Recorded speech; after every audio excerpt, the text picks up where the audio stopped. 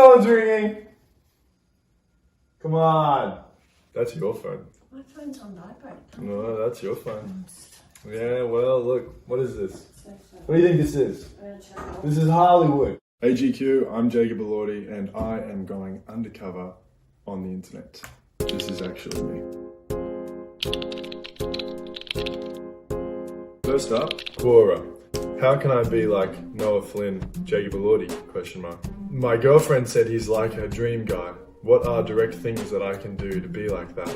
That's awful. I'm so sorry. Your girlfriend should never say that. You are her dream guy. Don't listen to that. Direct things that I can do to be like that. First of all, don't be like Noah Flynn. I wouldn't want to be like that in real life. Be like Jacob Elordi. Don't do that either. Hey, be yourself, man. Submit. Reddit. Did the show make Nate too evil? I just finished the show and I was wondering, does anyone else think they made Nate too much of a villain? I don't think that they made Nate too evil, no. I think he has the perfect balance of terrible things happening to him and he reacts accordingly to the things that are happening in his life. Obviously, he doesn't have much of a moral conscience, but I think his evil actions are justified by sort of what happens to him. And I don't really think he's a villain either. Love or hate Nate as a character, Jacob Elordi's performance during his meltdown scene with his dad was phenomenal acting. I wonder how many times they shot it. Super unlucky if he hurt himself on the first and only take they did. Eric and I did that scene over 10 times from different angles, but we were really lucky because it kind of started in a place where we didn't really know what it was or what the scene was going to be, and then by the end of it we exhausted ourselves and physically exerted ourselves and mentally exerted ourselves, and it ended up in the place that it was. So it kind of needed to be a lot of takes for that scene to work, I think. I'm super proud of the whole show. I'm just super happy to be a part of it, because everyone to me in that show I think is just phenomenal. So it's kind of like pinch yourself all the time when you sit back and you realize that you get to be a part of the same show as them. YouTube. How tall is he? I used to be so sensitive about my height because when I first started acting, literally everybody would tell me that I'd never work because they wouldn't be able to like partner me with people and they wouldn't lift the camera up. So I basically got told that I was too tall to be an actor. So to all of those people. Nice. So yeah, I was super nervous about telling people my height. So I used to try to pass as like 6'2" or 6'3", but I'm actually 6'5". So online there's all different kinds of numbers because I've just sold myself out here. Just because I didn't want anyone to, because people hear 6'5" and they go like, you're a giant. But if I stand next to someone who's 6'3", the difference is like tiny. This is from Fahooks. Could anyone else see Jacob as Batman? He's a very talented actor. Thanks. That's so nice of you. I really appreciate that. Probably like the one thing that you want people to say about you ever is what you just said, so thank you very much. I'd love to be Batman. Huge Batman fan. Batman is the one superhero thing that I actually have time for and enjoy. So that actually is really cool.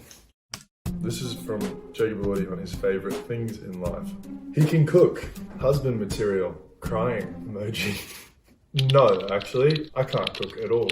The extent of my cooking is jam on toast. If you want to sign up for a life of really well lathered butter and jam on toast, then yeah, absolutely, I'm husband material. I don't like that you're crying about me being husband material though. That seems toxic. I look like such a knob in these photos on here. They're like super steely. Ay. Next up, IMDb. He learned how to ride a motorbike for the film The Kissing Booth. That's true, I did. We were in South Africa. The guy, I think his name was Neil maybe, just threw me on a motorbike and he was like, just kind of figure it out on the side of the freeway somewhere in South Africa, and it was awesome. I fell off a million times. But yeah, I did learn how to ride them for that movie. I don't ride them, my mum won't let me. I really want a motorbike though. I'd never ride one in LA, but I would like to get one. He started acting professionally by playing the Cat in the Hat in Seussical, by far the standout performance of the show. Professional is an interesting word. I was in grade 6. But yeah, why not? We'll go with that. Moving on. Instagram. When are you going to start working on season 2 of Euphoria? I have no idea. I hope it's really, really soon because I'm really bored and I'd love to go and do that. I had the scripts for Euphoria season 2, but that was at the start of the year and they change all the time. So I imagine now it's a completely different show. Is it possible that you're now 59 years old and used to be called Michael Schofling? Laughing, crying emoji. Oh, the guy from 16 Candles. Yeah, that's me. I'm him. You're looking at him. He's doing a GQ interview. How you like your eggs cooked in the morning? I don't. Please don't cook my eggs. I'll make my own breakfast. Oh, it's... They want to, like, be, help me in that regard. Okay. Thanks. Thanks so much. I thought they were genuinely wondering how I like to have my breakfast. Twitter. What kind of girl do you think Jacob Elordi likes? It's girls like me, right? Right. He likes me. I like you. Wikipedia.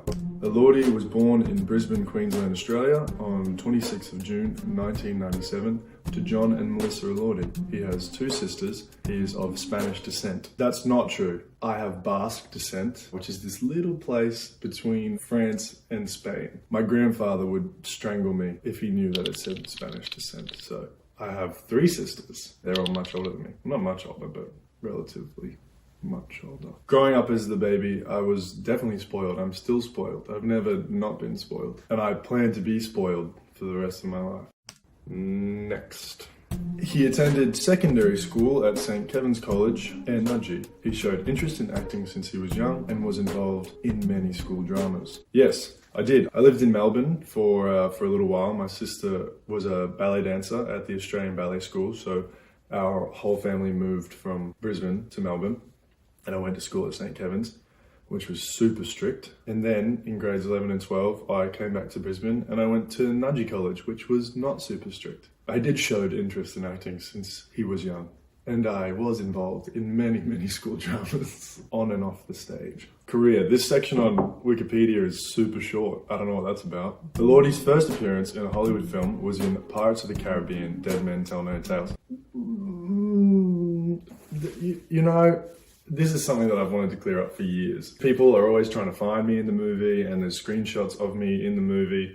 No, I was in the background of the movie. I wasn't in the movie. I wasn't credited. I wasn't billed. I didn't audition. I was an extra. And it was one of the best things I've ever done in my entire life. And you'll never find me. I don't know if it counts, but the first movie I ever made was Stephen Elliott, and it was called Flammable Children, in which I played a lifeguard. Again, not much of a performance, just kind of standing there. Wait, what? Is it called Swingy Safari? What did I say it's called? It was called Flammable Children. Did it change its name? There you go. I'm getting old, can't remember. I've been in that many movies now. Submit. Hey, that's me signing off the internet, guys. Thank you so much for tuning in and listening to me talk about myself. Thank you, GQ, and have a good one.